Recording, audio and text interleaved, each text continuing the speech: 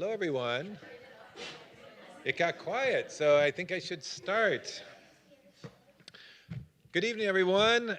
Thank you so much for coming tonight. I want to extend a special welcome to everyone who's out there online, especially if they're joining us from the Philippines. Good morning to you all. Yeah.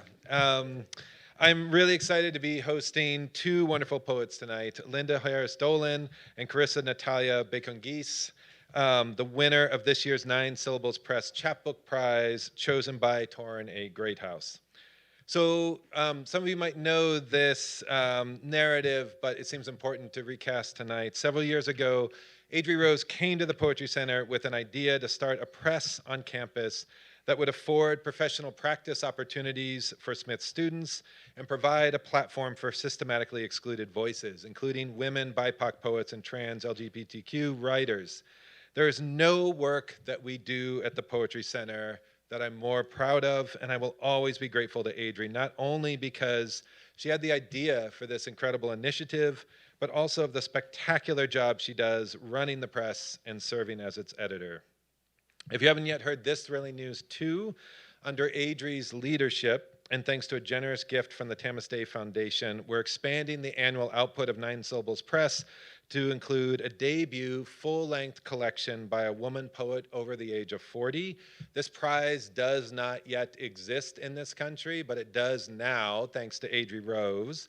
The first collection in that contest series will be published in the fall of 2027, which aligns perfectly with the Boutelle-Day Poetry Center's 30th anniversary. That's going to be an amazing way to celebrate that anniversary. I also want to mention that part of the idea of tonight's pairing of these two writers is to bring together two poets who make use of the chapbook form specifically in resonant ways, especially since many of the student poets here at Smith developed chapbook-length collections as part of their senior capstone project. We're really excited to have Carissa and Linda in dialogue this evening. I would also be remiss if I didn't take a moment to champion the cover design work of Smith College student Catherine Moyle. Did Catherine step into the space? Catherine, there she is! So as many of you know, in Adrie's chapbook design class, every student in the class does design work for both the interior and the cover design of the collection. And then every year, one student's design is chosen. This year, we chose Catherine's gorgeous cover for Sacred and Perishable. Congratulations, Catherine. I have just a few quick announcements before I turn things over to Adrie, who will be introducing tonight's poets. So following the reading, Adrie, Carissa, and Linda will come on stage for a moderated discussion, and then after that conversation together, both poets will be here signing books at the purple tablecloth. Hopefully you can purchase a book in the back if you're able to, and then if you just want to come up and say hello, introduce yourself, and have a conversation with the poets, they always love that too. I definitely want to thank Catherine for selling the 9SP books tonight, but Broadside Books for selling the collection by Linda, which I have here, this beautiful book here. So stop by the table on the way back, on the way out if you are able to. Thank you, Tom, as always, for streaming tonight's event. And then my English 112 class, I just want to remind you to sign in afterwards. The QR codes will be posted at the end. I don't think we had many technical glitches last time. Also, if you're a non-Smith student taking the class, that should be taken care of for this week. So if you have any issues, just come up and find me, and we'll get it sorted. It is now my absolute pleasure to introduce Adrie Rose. Adrie Rose lives next to an orchard in Western Massachusetts, which is just like the most beautiful romantic start to any bio. Adrie Rose lives next to an orchard in Western Mass and is the phenomenal editor of 9 Syllables Press. Her poems have previously appeared or are forthcoming in Prairie Schooner, Poetry Northwest, the Massachusetts Review, and many, many more. Her chapbook, I Will Write a Love Poem, was published in 2023 by Pork Belly Press, and her chapbook, Rupture, was published in 2024 by Goldline Press, and then was longlisted for the Massachusetts Book Award, which is awesome. She won the Anne Bradstreet Prize from the Academy of American Poets in 2022. She holds an MFA in poetry from Warren Wilson College and is a Smith College Ada Comstock alum. I feel extremely lucky to know Adrie as a friend and colleague. Please welcome Adrie Rose.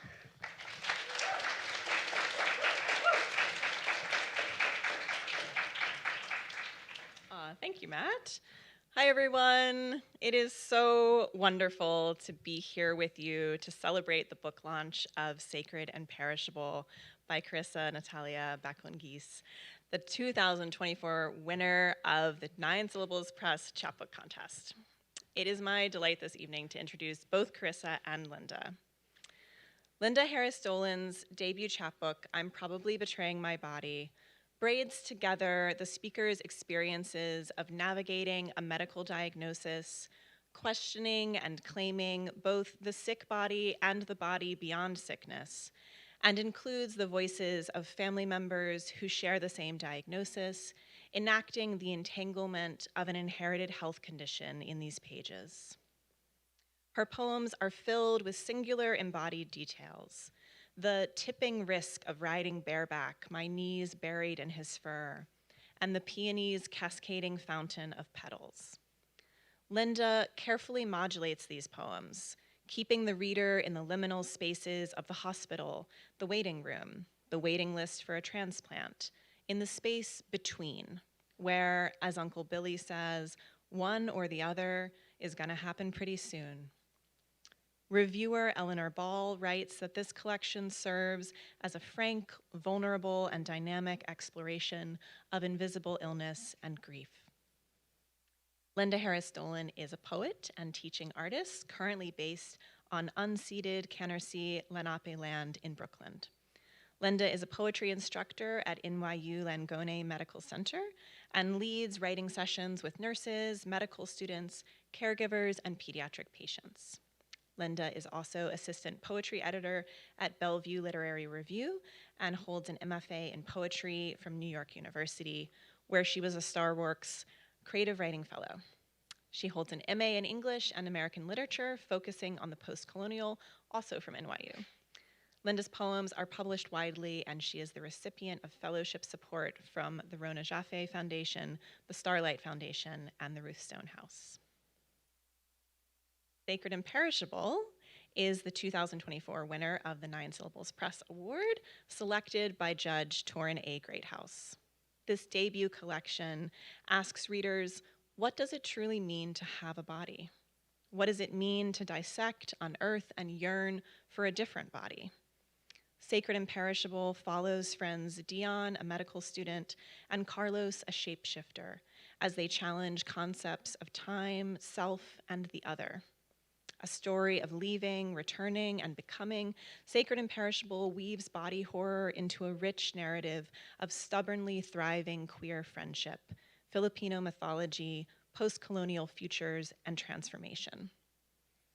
Sacred and Perishable explores queer friendships as the grounds upon which community liberation can be built, but not without complexity, history, and costs. As Carissa writes in the poem, Dion Keeps a Secret, 2006. It was easy then for Dion to ask, what kind of a curse is a friend? Of course, the kind you learn to love in the same way the cockroach is tricked, that the hair strand tied around him is a limb, and that his body is unbound, unbothered, and is his own. Torrin A. Greathouse said in her judge's citation, the best poems make between their words a small world. Each poem within Sacred and Perishable is a world with its own physics and a gravity that moored me to the page. Baconguis writes with the precision and detail of omniscience and the emotional acuity that only human wounds bring. Carissa Natalia Baconguis is a writer from Laguna, Philippines. She is a poetry and art instructor at the University of the Philippines, Mindanao. Graduating from Ateneo de Manila University and St. Cloud State University, she has received a poetry award from the 2019 Loyola School's Award for the Arts and became a fellow for the 20th I.S. La Salle National Writers Workshop in 2020. Her poems can be found in Pa Labanag Writings by Filipinas in Translation, Voice and Verse Poetry Magazine Hong Kong, Young Star Philippines, TLDTD Journal, and Legao Anthology. Please join me in joyfully welcoming first Linda Harris Dolan and then Carissa Natalia Baconguis.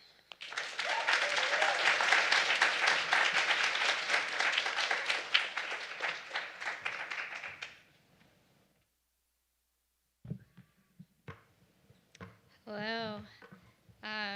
I just want to start by saying I'm so just honored to be here, and I'm so thankful to be here with you all at Smith College, and I'm thankful to Nine Syllables Press, and just really grateful to get to read with Carissa as well. I want to preface by acknowledging that at our current moment, as truly at all moments, there's so much suffering in our world, and I always appreciate a space where we can gift care and attention and love to all, and so I thank you for having me today. I'm reading from my chapbook. I'm probably betraying my body, and also a few extra pieces that are part of the larger collection from it. And the only context to know really is what Adrie already said, that I am tracing my family's genetic heart condition through the generations and to me. These poems often, the ones that I'm reading tonight, often circle more of my own experience, but just to give a little context, Martin was my grandfather, and Charlie was my dad, and Billy was my uncle, so if those names come up.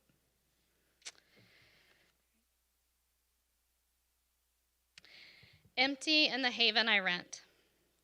Once there were saddles I threw on horses' backs. Once there was my preference for bareback, to gallop the fields and fields with no stirrups to steady the minutiae of adjustments. There was Prince, and my thighs and knees pressed tight. There was quiet in the barn lot, the two of us running. Where does this lead? What denouement, what knowledge of me have you chipped from the cartilage spider-webbed beneath my ribs, or don't you think cartilage works that way? No, I suppose it does not. And Prince and I galloping up and down the same hill was never meant to lead us anywhere, save for the same fields, the same thick coat of Prince's dappled winter, the feed-room doorknob he turned and the grain he ate too much of when we'd only just gotten him and we didn't know he could open human doors. The afternoon I sat on a hay bale in front of his stall after Dad pumped his stomach while I waited for him to recover, some miracle, which he did. The way it felt to wrap my arms around his neck, his muzzle nipping at my foot if ever he didn't want to turn the same way I'd asked. The snorting huff, the full speed with or without a saddle, the tipping risk of bareback, my knees deep in his fur, the rhythm of movement that could always go wrong, but didn't.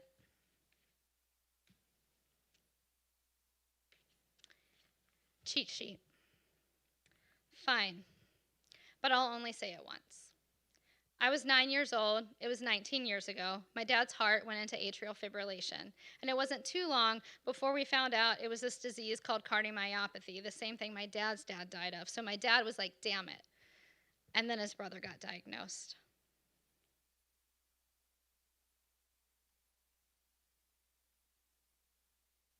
I sit on the front porch with Dad.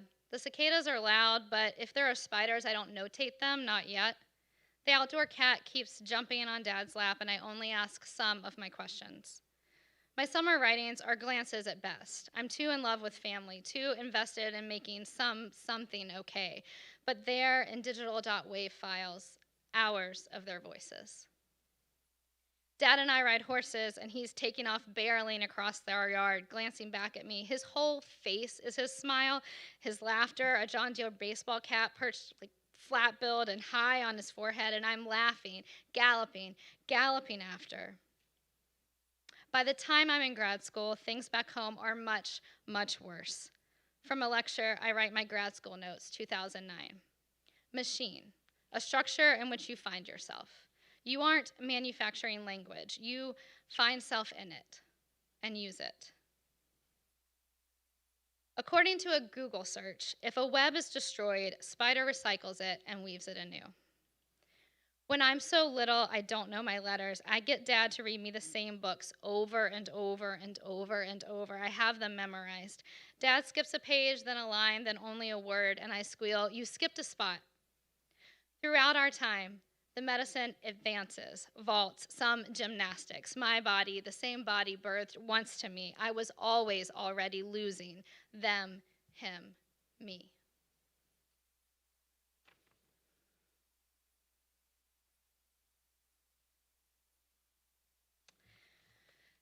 Peace that passeth, a poem to Dad. Your hospital room is always the morning soft light. Not gray, not blue, the having lived another night. I can't help but shave your chin, nose, ears, rub the shoulder you lift and drop insistent. Even from across the room, I'm touching you. And hope, hope, hope. There are futures on your forehead, and it is all right. Anything you do. You can't help it. Your substandard heart, your kidneys' refusal, the weeks with no swallow. That's no problem. I can squeeze your heart, sluice toxins from your blood, stroke your hair through the dervishing dialysis. I can swallow for you, coax your eyelids alert, if only for the x-rays, the tests. The puppies you picture in bed, the kittens, the calves, I can heal them too. I can take the puppy from your hands, tie his sutures off, place him in a bed of soft towels. I can walk the calf right out of your room, back to his mama in someone's front field. There are 4 different tones of beeps in your room, and none overpower that solid hum that keeps me touching you. When you have a tube taped around your rectum, when your skin smells too sweet for too lucid a liver, when you come to just to fight your stomach tube, that hum welling up, so energy. When I am a body only so I can love. You so want to live, and I want you to live. So I don't need the sleep so long as you breathe. I don't need to eat so long as you breathe. I don't know what it is I believe. After the long, hard night, the open heart surgery, the pacemaker surgery, the infection surgery, the dialysis port surgeries, the 22 minutes your heart stops. I don't need the doctors or forecasts or me, so long as I can walk in a room where you breathe. It is, in some ways, selfish. I am merely trading hurts. And yet, there's a bedroom in Virginia where his feet might plod to the floor, pause, wait, and that would be on the normal mornings. There is no way, practically speaking, to tell how many mornings I woke in the same house as him. 18 years, subtracting vacations, subtracting his mornings away at the farm, adding the summers back home from college, raw data adds up to nothing, except what we already know. The gray and white and brown of his hair, and how no one on earth has loved me quite that way. If all will be said, what is left to say? Once, and could I have saved him? Once, and his arms are shaking, and the brown clumps in the chest tube. And do I not have Google? Could I not have Googled, is there Google? And couldn't someone look after us? The fools and the children.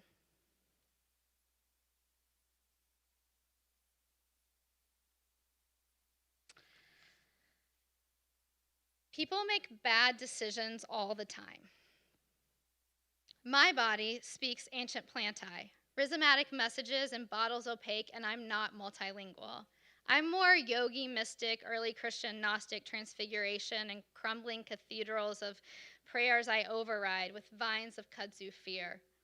I might be the one who keeps letting invasive species in, thinking they look clever, climbing, vining, and meanwhile, it's just another hospital Wednesday surgery day, and what if I didn't need to put my body through this? I'm not entirely sure that on the day of those pre-surgery scans, I didn't take off my clothes and turn my body terracotta pot when they'd specifically asked for crystal vase. Technology is fallible, and anyway, they can't scan through terracotta, or probably kudzu for that matter, and now that I think on it, it's highly probable I turned clay pot. I hate crystal, and people say manifesting is some sort of thing, and if I turn terracotta, then I'm here, and it's my fault. People say shit like, Your body will tell you. People say shit like, your doctors will tell you.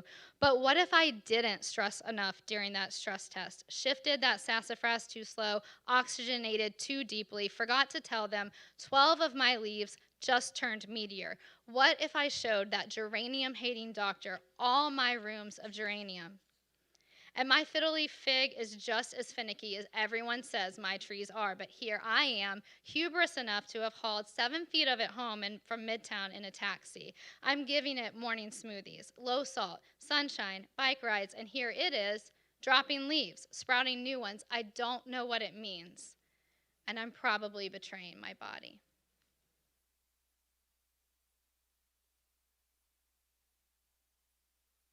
Quantum entanglement.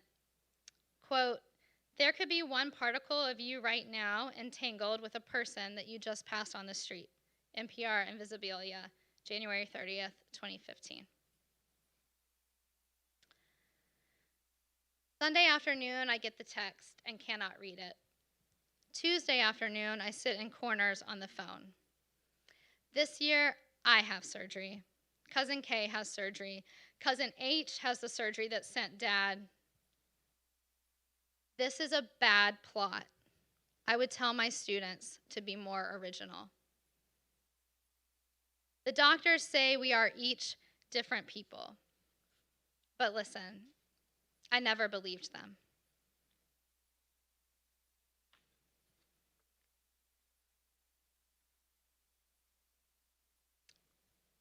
Rest.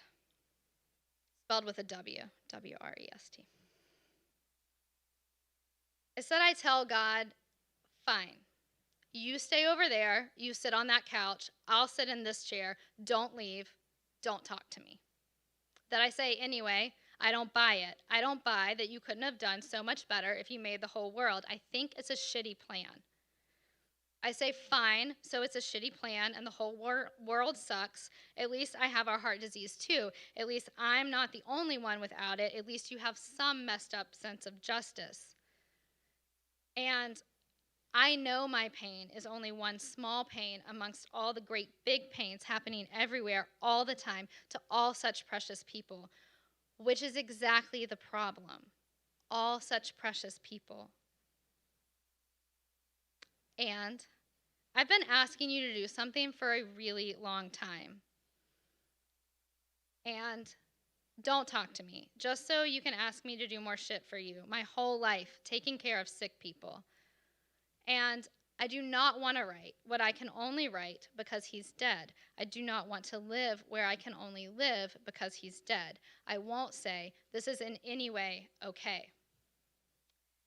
It's like how Chris and I get in a fight and we fight all week.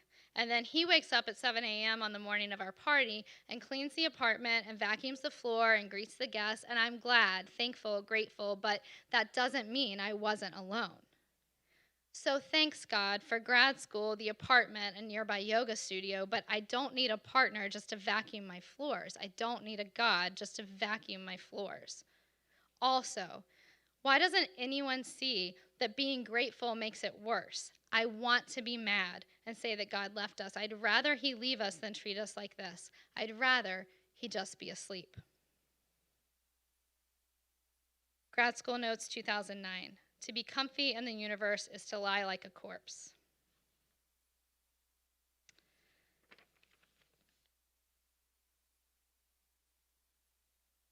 This is an excerpt from this poem. I have genetic heart disease or unsaid things or to my husband on my death.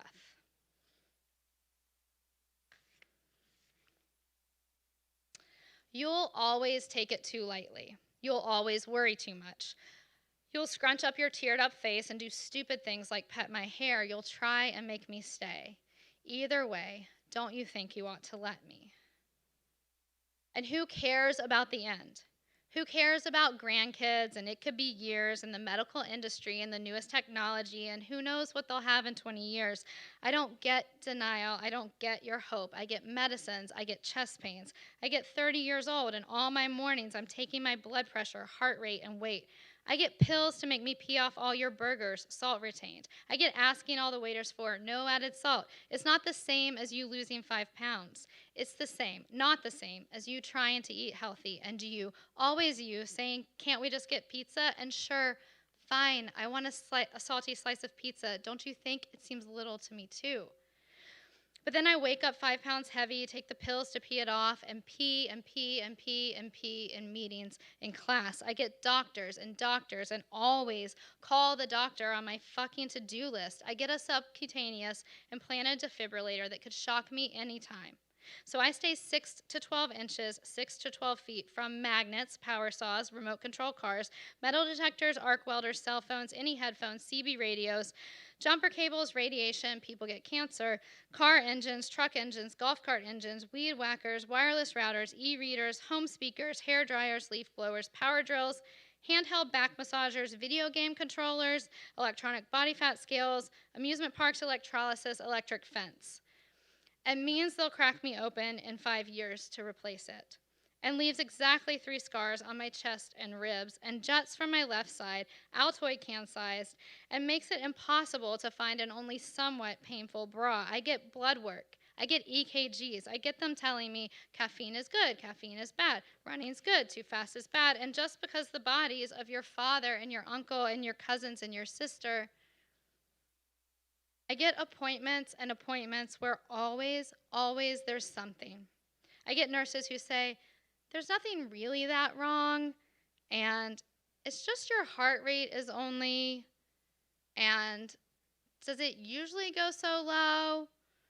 And, well, it's most likely fine. I get trailing behind you when we walk down the street. I get trying not to look like I can't keep up.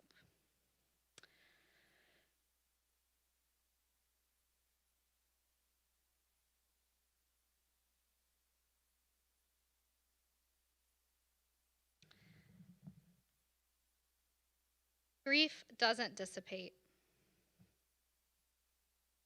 It merely shifts, recycles, on timelines our culture doesn't want to accept. But what if I didn't have to worry about perishing? Like, if I wasn't worried I'd hurt my friend so badly that she doesn't love me anymore, I would have texted her back 3 days ago. Dad was in a hospital bed in so many versions of pain. I've been in a hospital bed. I'll be back in a hospital bed. I've sat in the desert for years. I've told my friends, my counselors, I would know if God ever shows up. It's nothing spectacular. I stay super angry, but somehow, for the briefest moment, I know. It's like how the defibrillator surgery hurts so unbearably, like how I have to pee in the hospital while Ashley and Dan are there, and the pain is so searing I almost pass out over and over and over during the few steps they help me to the bathroom, and then in the bathroom for a half hour because I keep almost passing out, and then nausea and pain. But now, it doesn't hurt to remember it. My body doesn't re-feel it. They were moments, they were real, they passed away. They are no less true for any of those facts. Remember Charlotte's Web? Grief doesn't dissipate, merely shifts, recycles on timelines our culture doesn't accept. My part in all of this is no diagonal rising line, starting one place and ending years later in another, no linear progression, plottable, singular moments. Most people don't know what to say to me, expect me to move productively, efficiently on within the socially acceptable, capitalistic bullshit limits of subdued emotion and time, but if Charlotte had not been able to save Wilbur, her last gossamer word still in her web, the pen of wood boards and scattered straw bedding the ground, sent thick with all the Wilburness that was herded out and away, gone before her very 8 eyes.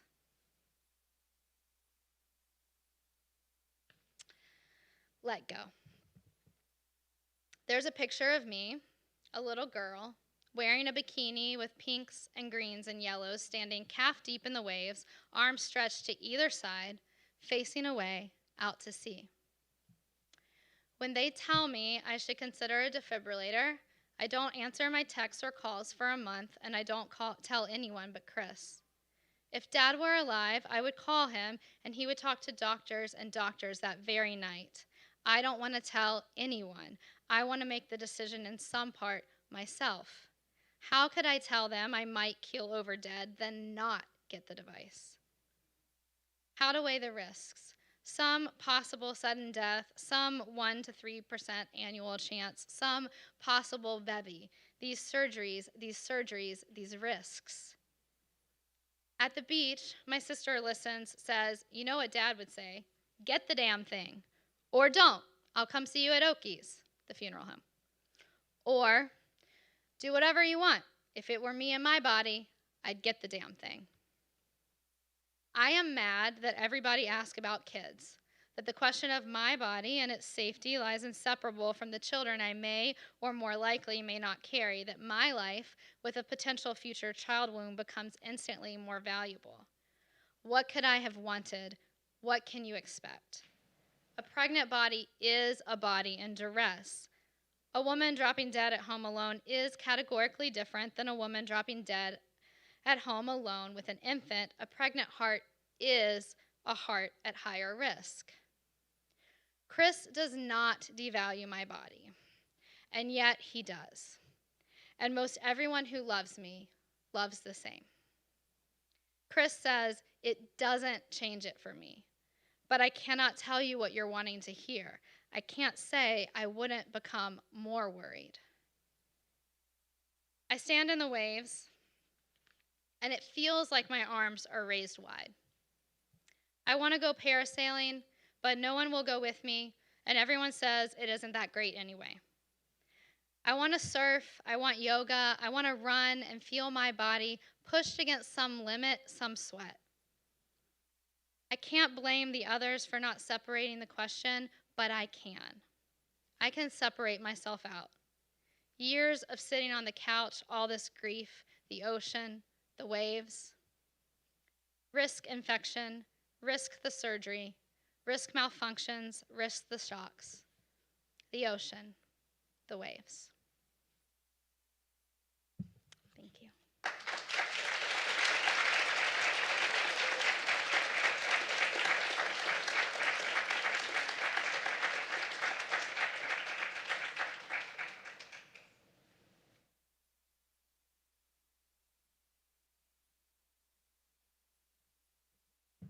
Hello, everyone. Good evening.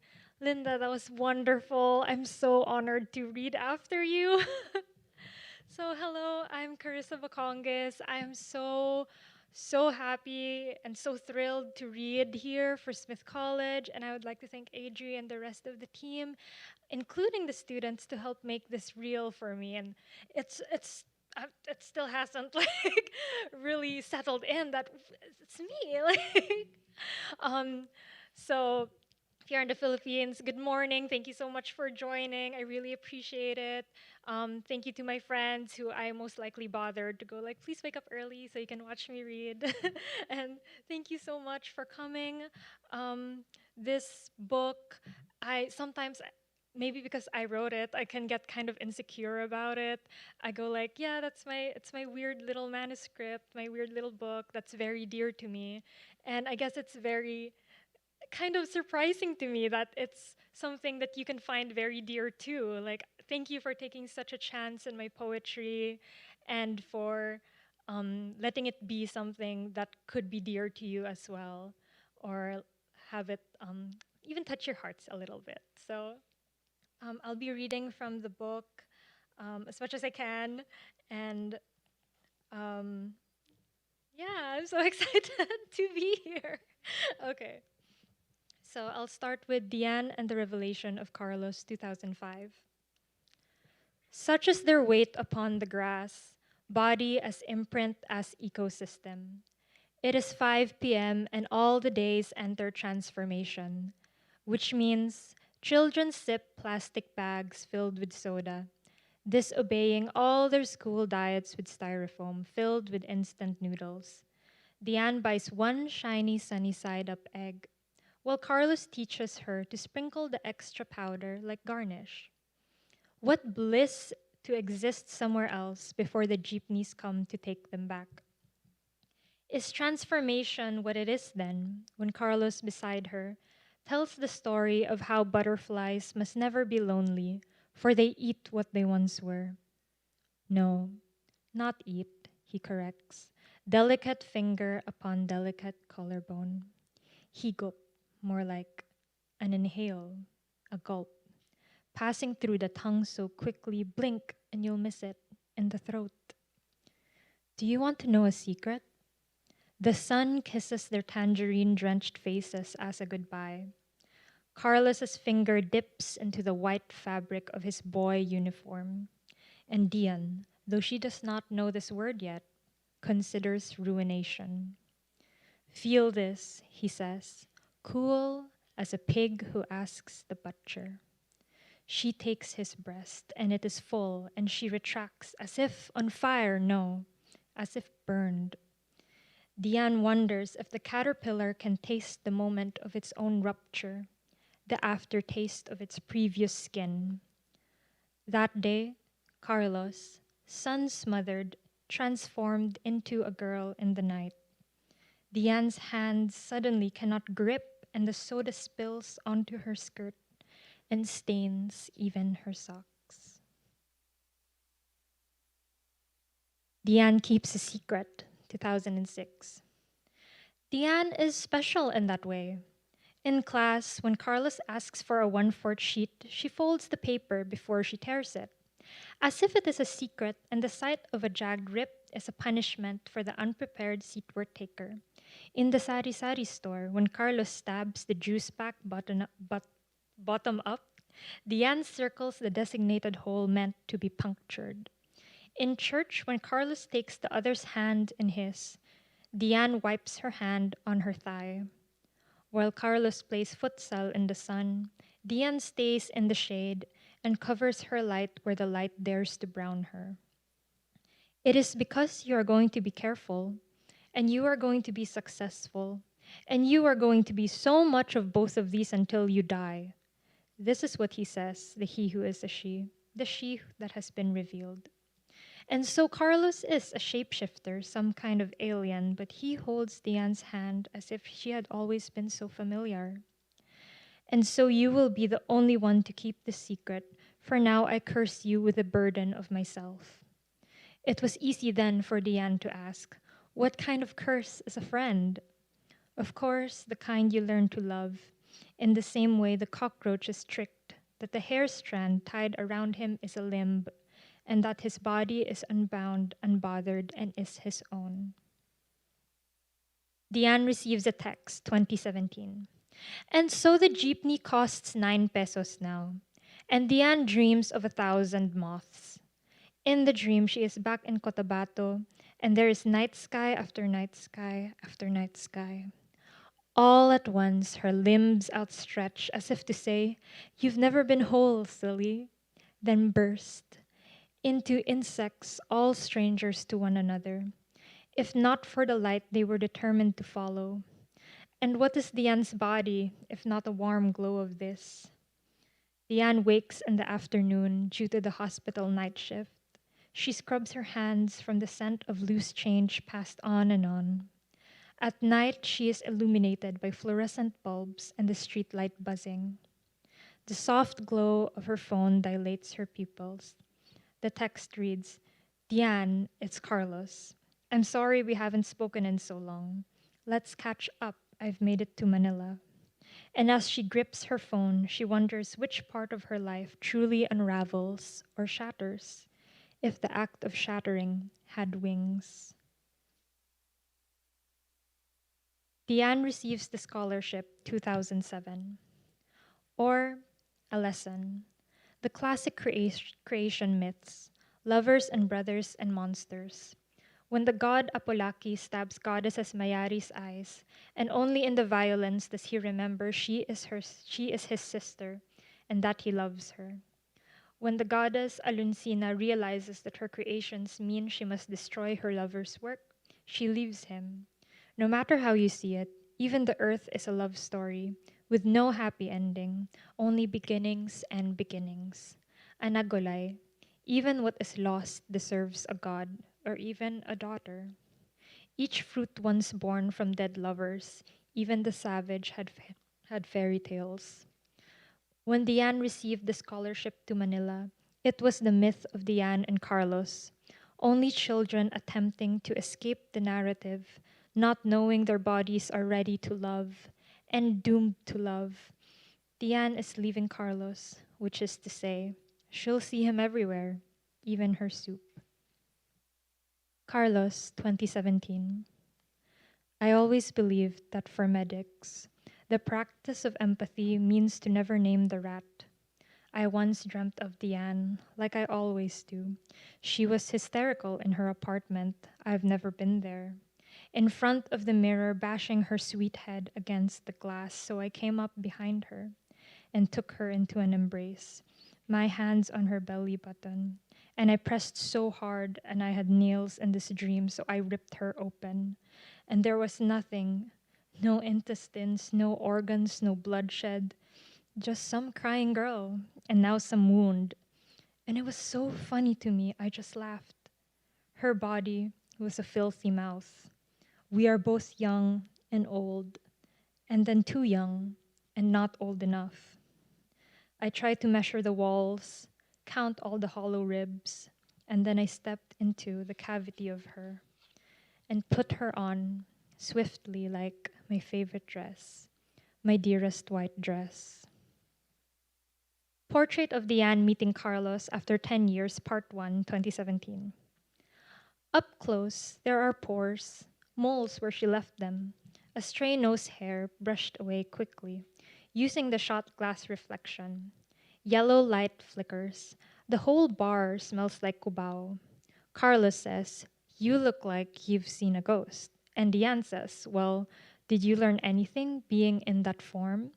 The word in meaning, Carlos is not a figure, but the act of shifting. Carlos laughs. Even his pitch becomes lighter. "I'm glad you recognized me. But who cares about recognition? What are we, robots?" Funny. "I don't have a single photograph with you." "Yes," says Diane.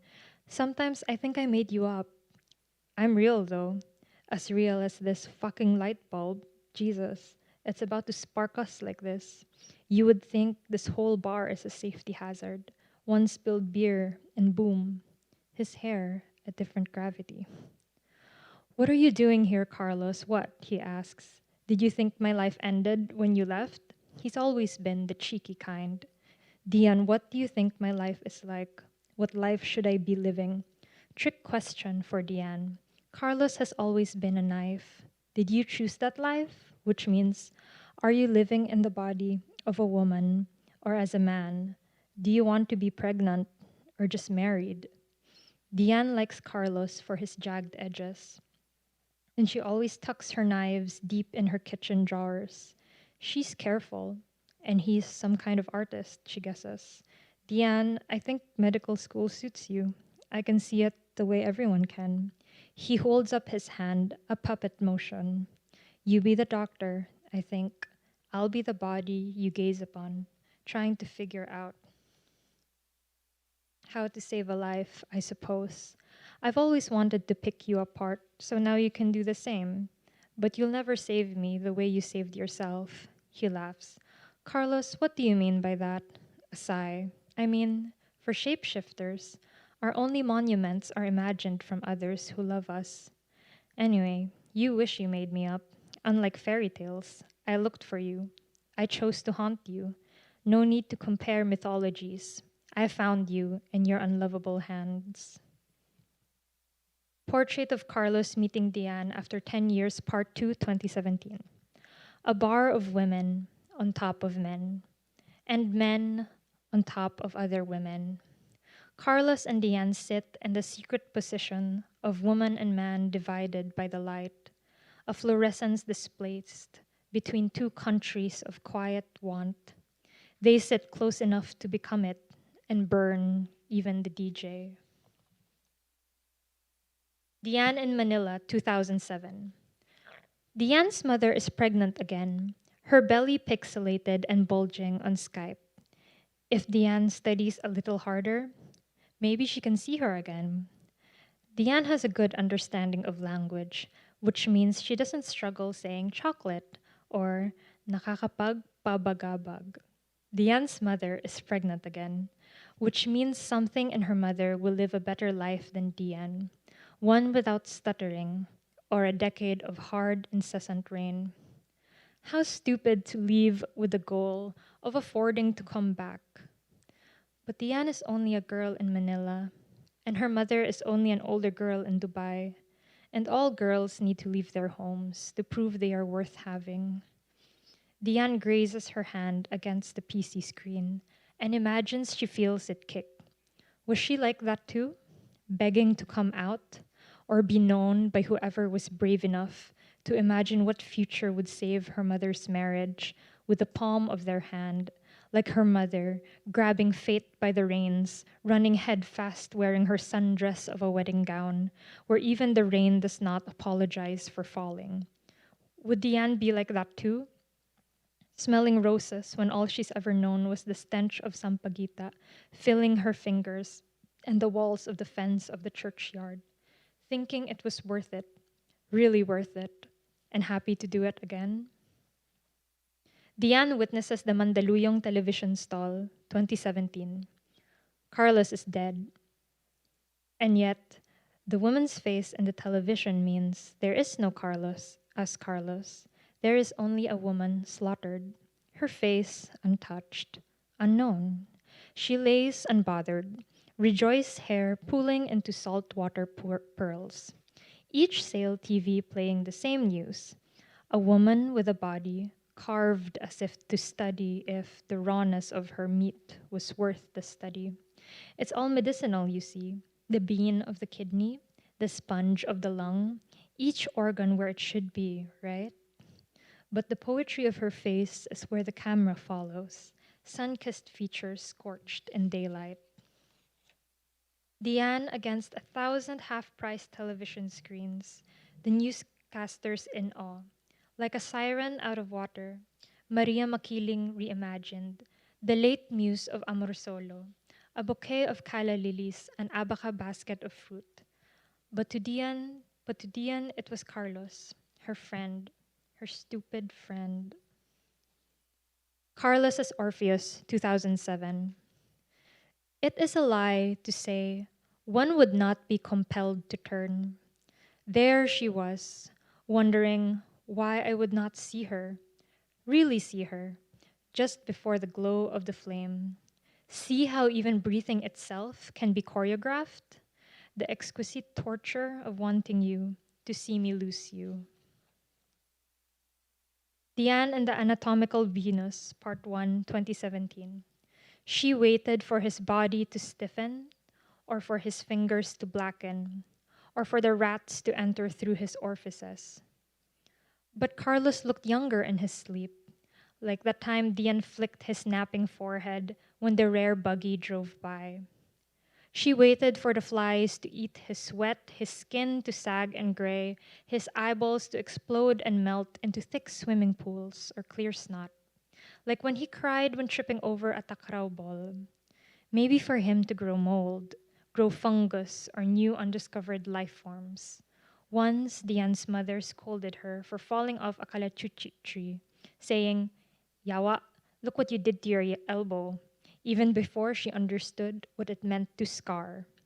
In school, Diane wondered how carefully to handle the cadavers, and sometimes she wondered if they could get up, show her themselves, maybe tell her how it got so bad for them, what hidden injuries surfaced from a constructed knife. She liked that story, like a gashing of a wound. Even now, she's still the 8-year-old that picked scabs, pressed a sharp nail onto a mosquito bite, or licked the white halo of a canker sore. If it was painful, it means it was alive, and it was something to commit to the memory of healing. Skin clear Carlos with no acne, full lips moisturized and oiled, delicate eyebrows, no armpit hair or stench of rot. A corpse of a person that never truly existed outside of Diane's memories of perfect sunsets, with the smell of coins from her hands tucked in a skirt pocket, an illusion of a woman who refused the injury to define her, beauty fooling death to claim her, another body to love apart from how it lived. The barangay reacts to Carlos's corpse, 2017. The barangay is watching, saying to themselves, the death of a beautiful Morena woman is the most poetic image in the third world, yet none of them know of her name and how Diane pronounces it with her sharpest R's. Diane reacts to Carlos's corpse, 2017. Where the cement walls wore sun-bathed yellow paint to distract from the glass shards and the barbed wires, where the Mama Mary statue was enclosed in a makeshift stone shrine, there was a hallway for the saints. Diane memorized them, like every good little girl who understood that saints meant sacrifice, that the crown of thorns meant thorns. After all, Diane too had to pick the flowers of the bougainvillea, only to learn first how the magenta is only a costume, and second, how easy she is to be pierced. But she was young then, which means she fell for it. Carlos lays on the ground, graceful still despite her innards on display, like she was painted into being, her brown skin coated shades of vermilion and shit green brush strokes, flowing out of her like rivers into muddy roads. Diane studies bodies, which means she understands the lack of the muscle tension is to blame for the mouth opening, lips parting without hesitation. The deceased can no longer fathom that feeling. Although Diane has no memory of a time when Carlos would be a boy who once knew how to step back. Carlos's beautiful closed eyes, which means the last thing Carlos would have seen was the hand of someone else granting her the mercy of blindness, as if she was not skinned alive, made to look for the stars in the city. How funny that saints only become saints when they are no longer aware of it. How funny to unravel your body and not even be able to gaze at it when they accuse you of being beautiful. Thank you.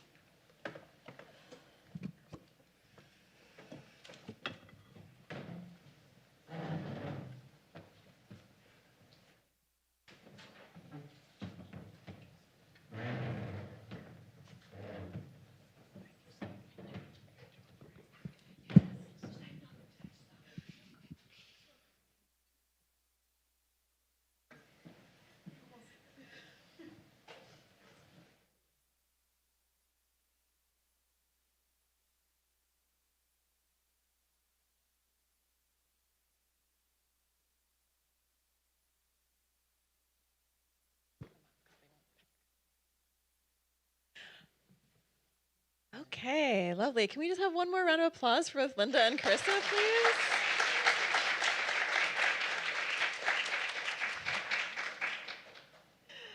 Beautiful.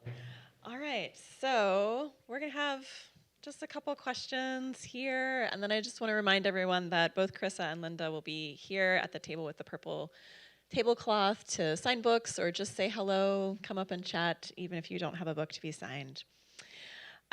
So many of my students who are in my fall class right now learn about the publishing industry, and they are currently reading manuscripts for our chapbook contest, which Carissa won last year. We also have a lot of Smithies who write poetry, and some of them will be working on their own poetry chapbooks this spring. So I would love if either of you, both of you, would be willing to say how long you worked on these collections and how long did it take sending it out before they found their homes?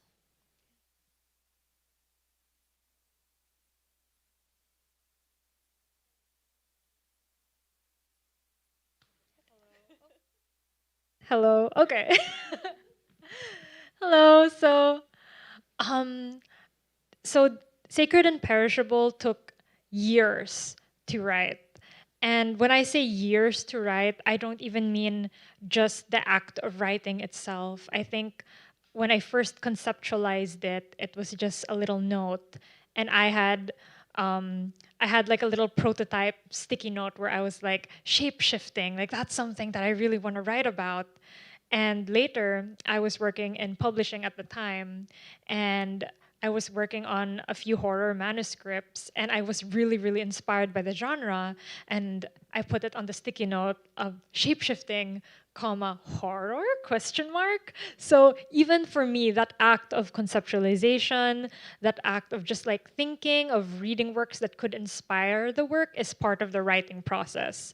So when I first thought of it, it wasn't even poetry yet. It was just something that I really wanted to write about, and I had written down some things connected to it, similar to like a mind map or like a Pinterest board almost of just things that I wanted it to be about, themes that I wanted to talk about, and eventually, as a poet, it did come out through my poetry, and I was like, oh, I feel like this makes sense for it to be a poetic narrative, and it just went from there. And for it to have a home as well is something that took a long time too.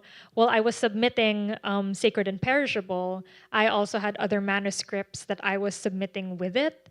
And when I saw the call from Nine Syllables Press, I saw that the judge was Torrin A. Greathouse, who is a poet that I really admire and whose works I really love. And when I saw the judge, I was like, I think my work is going to resonate a lot with this judge. And luckily, it did. Yeah. So it took a long time, but for me, the writing process isn't even just the writing, it's all of that. So that's why. I love. Okay. I love that you were saying the whole process and not just like when you're actually writing. I'd say for me, this also was a long time coming. I first started writing things that are not in this collection, but like, or not in this chapbook, but that are part of the whole world universe of this project. When I was in college, I got a like summer research grant, and I allude to it in there where I started interviewing my family members. And so I just like had all of these, and I started at the time I was like, what is this going to be? And then I tried to write it a couple different ways, and it was poetry that it really was, felt like the home for it. But then it was like this thing that I'd done a little bit and that always sort of was in the back of my mind. And then when my dad passed away, and then when I was diagnosed, I like saw this through line for this narrative, and I thought at first that I was going to write a creative nonfiction book, and it was just going to be straight creative nonfiction, and I could literally never write a chapter. I mean, I think I did write one chapter. I was thinking about this the other day, but it was terrible. I mean, I could never like write more than a page or two, and then I just realized it was poetry. So then the chapbook, so then I continued working on that and went back and interviewed more, and then this chapbook kind of came from me realizing, I kept working with this larger manuscript that it's a part of, and actually I had some friends that challenged me to like put something out in a chapbook form, and I think this for me has been like such a big piece that then to take pieces of it and be like, well, what would it look like if you imagined it in this form or in this form or in that form, that really was generative for me, and that's where the chapbook came. And then sending it out, I actually sent it out 2 years. I sent it out 1 year, and then I like reimagined it a little bit more and then sent it out again. So yeah.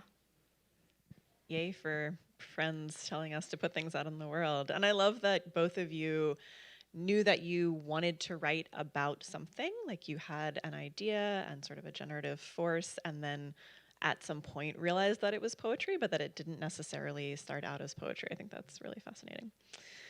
Cool.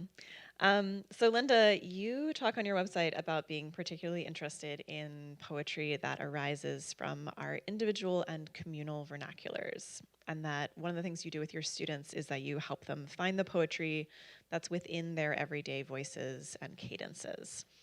And I wonder if you and also you, Carissa, would speak a little bit about writing from your own vernacular, what that looks like in your own work, and also if it's changed over time, like has changed over the course of your writing life.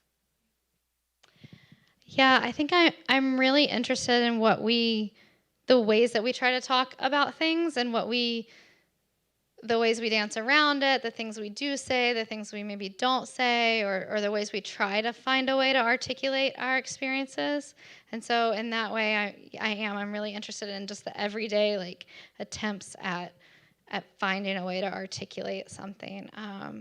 So I think for me, this like larger project, because I was interviewing, I felt that, and because it's a genetic illness, there was this quote that when I was doing my grad school thesis about from a different book about a like coming of age story in which the little boy has to like, instead of like most coming of age stories are this like individual, coming of age and kind of separating from community. And he was like, well, I have to, like, the whole community has to mature along with the individual.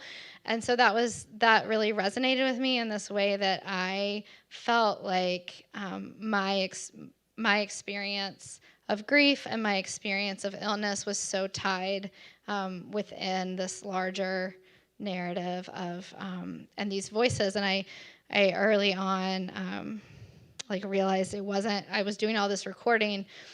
And at first I started doing it because I was like, I don't want to lose those stories. I don't want to lose that like wisdom or those experiences. And then I realized, it's just that I don't want to lose those voices. Like I'm losing those voices and I don't want to lose those voices. And I was really attached to the specific ways that they would say things. And so I think it kind of started maybe in this project with that. And then as I continued to try to articulate my own, I think, certainly I found like you find your own ways of articulating things. But I think for me, it was within this larger community of how are other people trying to talk about it? How does that resonate with me? How is that true for me? How is that like not quite it? Isn't it interesting how they are trying to say something and they aren't? Like, would I be able to say it? And so all those sort of questions. And then I don't know, I think it has changed in that I think for me, I had to sort of do all of that in order to, I think there's a lot of transformation that comes when you're able to articulate something, and that's something with my students, and I work with patients in the hospital, and with them, there's such power when, like, really what I do with them is I always tell them I'm like your secretary, and I like ask them questions, and they just start talking, and I literally write down what they're saying word for word, and then I lineate it and read it back to them, but it's always this incredibly powerful thing, like where they're always like, how'd you do that? I'm like, those are your words. Like I didn't add anything. I didn't even take away anything on purpose, at least. So it depended on how like much I could catch. But I think there's something really transformative about being able to articulate something. And I think in that same way that I have been so like honored to see that with patients, that kind of began to happen in my own work, where as I like began to be able to articulate something, and as I began to really be like, okay, well, that's what those voices said about it, and here's what I'm saying about it, something powerful happens, at least. Yeah. I really liked how you said it's like the way we talk about things or the way we articulate things. Like as a bilingual like poet, Sacred and Perishable is my first like full length like English poetry project, and I remember thinking that the idea of having like more bilingual like more works that play with the idea of just everyday language feels so untapped, especially when it comes to lots of formal poetry. It's like it's either you choose a language or it's not poetry. And it's something that I really struggled with when I was writing this narrative, because it felt that it was so rooted into not just like Filipino identity, but also the Filipino experience. There's a lot of words here where I was thinking about if this is something that I should even translate, or if this is something that I should even explain to a crowd that maybe didn't grow up with the same experiences as me. And I think that's part of the idea of like language, because when you write poetry, when you create a poetic narrative, you're essentially creating like a world, and you're letting others like be a part or like see into that world as much as they can from like an outsider perspective. And that's something that I feel like vernacular language really captures. That kind of sense that for me, this is every day. Like for you, it's probably something that you're just peering into. And so I think there's like way more potential for projects like that to explore that area of vernacular language in specifically poetry. Cool. I love it. Thank you both so much. Carissa, you have a beautiful afterword in Sacred and Perishable where you write about many things. But one of the things you write about is the power of queer friendship. And you also say both Dion and Carlos seek to defy fates they are believed to have. Yet what kind of future is there for people who don't fit the mold created by those who came before them? What kind of future can we imagine? What kind of lifetimes? What new fates should we envision? Both you and Linda are interested in questions of futurity amidst precarity and constraint. As you wrote these poems, and also now that your books are complete and are out in the world, starting to have their own lives, have your ideas about futurity changed? And if so, how? A good question. Light Tuesday Yeah. night question, yeah. Well, whenever I think about the idea of queer futures, for me, it's always something that's so open. There's no set. When we think about like the questions of what do I do with my life, or what are other people doing with their lives, there's usually that line of you go to school, you go to college, you get a job, you get married, you have kids. It's like you have these kinds of set ideas. And when you're queer, it's like you are suddenly outside of that, or it's like you don't go through the same things. You have these problems, or you have these challenges that feel like you're alone when clearly you're not. But that's how it feels like when you have that kind of set idea of a future. And for me, kind of growing up in like a smaller town where it's a little more conservative. I mean, I'm Filipino, so I'm kind of like Catholic. So I'm coming from that kind of background. And growing up like that, it feels like you're not so sure about what you want for your future. And there's that idea of like, because I don't know what my future is going to be, it's like I can also just figure it out. Like I can just kind of go out of that. So it's like a two, I don't know if double-edged sword is the right way to say it, but it's thinking that I don't know, my future is both depressing and also empowering at the same time. So it's just a paradox of that. I've had a lot of queer friends as well that because of all the challenges we face, don't get to grow old as much. And I'm not yet that old as well, but I have that feeling of me being so thankful that I'm even at this age, that I can continue living like this. So I think the idea of futurity also just changes. I think every year I'll be like, oh, that's my idea of future. So I don't, just like how I don't think there's like really a set future for queer people, I don't really think about it being like this is what I should do by the age of 30 or something. It's like, I don't know what I'll be doing at the age of 30, but that also means, yay, I don't know, I can do anything until I'm 30 and there's no pressure. So far, that's my idea of futurity. It could change. Yeah, I in another poem I say toward the end of the collection I say I hold on, let me back up for a minute. So I back a little bit, jumping to your question previously about vernacular. I come from this family in the South of storytellers. There was just storytelling all around, so that was also part of what informed that. And so in one of the final lines, I say, what else can I say? I survive via this storytelling. I almost don't survive this storytelling.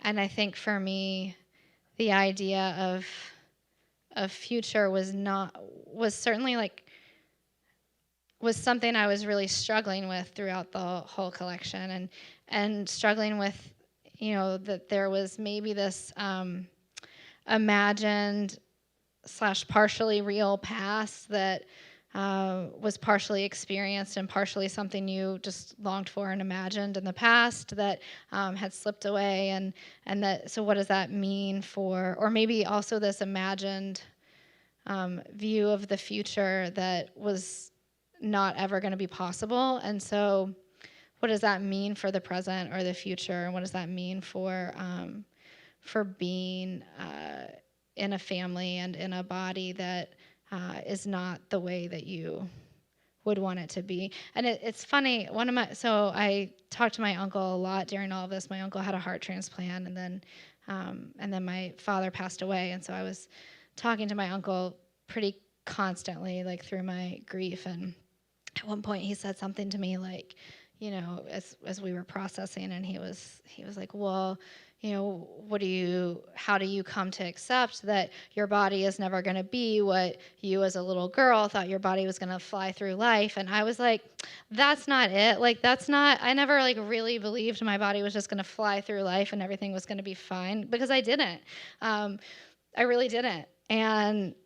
But then when you're actually grappling with the daily realities of a sick body and a sick family, then it's different somehow still. And so, he wasn't exactly right to my experience, but he wasn't exactly wrong either. And so I think that maybe that line is really what my grappling with the future was that I felt like for me to inhabit a present and think about a future, I had to go back, and I had to grapple with what had brought me to where I was, and what that might mean. And I think when I think about future now, I think that I mostly try to think about inhabiting present. And so what does it mean? I do think about what I would want in future, but more so like what qualities do I want? How do I want to be showing up, and how do I want to show up in this present moment, and move toward something that I think a lot about hope, and I think a lot about about what does hope mean? What are you grounding hope in, and what does that mean for how you're inhabiting the present, and what that could become. Beautiful. I think we have time for one more question. Yeah. All right. So are there poets or particular books that you count as your lineage, or that you feel that these books are in conversation with for either of you?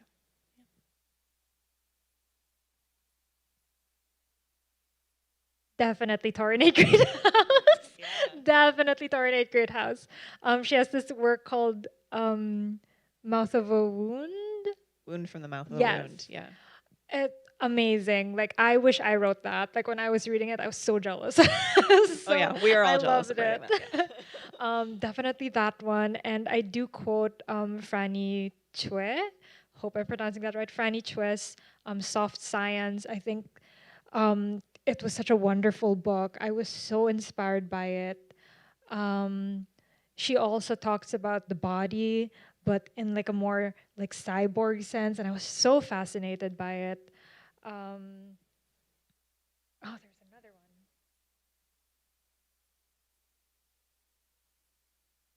one. I recently read, I wouldn't say it inspired my book, but when I read it, I was like, we could sit at the same cafeteria table. Like, Perfect, yeah. Slug by Megan Milks. It's a fiction short story collection, and it is so it's so gross. I say this in such like a loving way. I thought it was so fun, so imaginative, and it's also like body horror and sexuality. I was just like, wow. Like when I read it, I was like, I want to sit at the same table. I think I would say those three are like in the line of sacred and perishable. Like those are sacred and perishables, like older siblings. Yeah, love it. Love it. Thank you. I've been influenced by poets who opened up like what poetry means to me a lot, and so Claudia Rankine and C.D. Wright, their works in particular, and the ways that they blur genre and use poetry, and then C.D. Wright also the way she uses oral history and quotations. And then in my MFA, Rachel Zucker was there, and she also like just really opened up what poems can do for me, and just not only in her work, in her own work, but also in the poets that she taught. Yeah. May I add one more? I also wanted to add that a big inspiration for me to create a poetic narrative was Ilya Kaminsky's Deaf Republic. I got the opportunity to meet Ilya, and I told him about my project and everything, and he was so inspiring to me. I really loved Deaf Republic. I think if there was a time where if you asked me for like a book recommendation, I would always go like Deaf Republic, Deaf Republic, Ilya Kaminsky, and I was so fascinated by the idea of a poetic narrative, and his poetic narrative was so striking to me that I felt like I also wanted to try and do a project like that too. Yeah, that makes so much sense, actually, now that you say it. Yeah, absolutely. Well, thank you both so much. Thank all of you again. Please come up and say hello to our poets. And yeah, let's have one final round of applause. Carissa and Linda.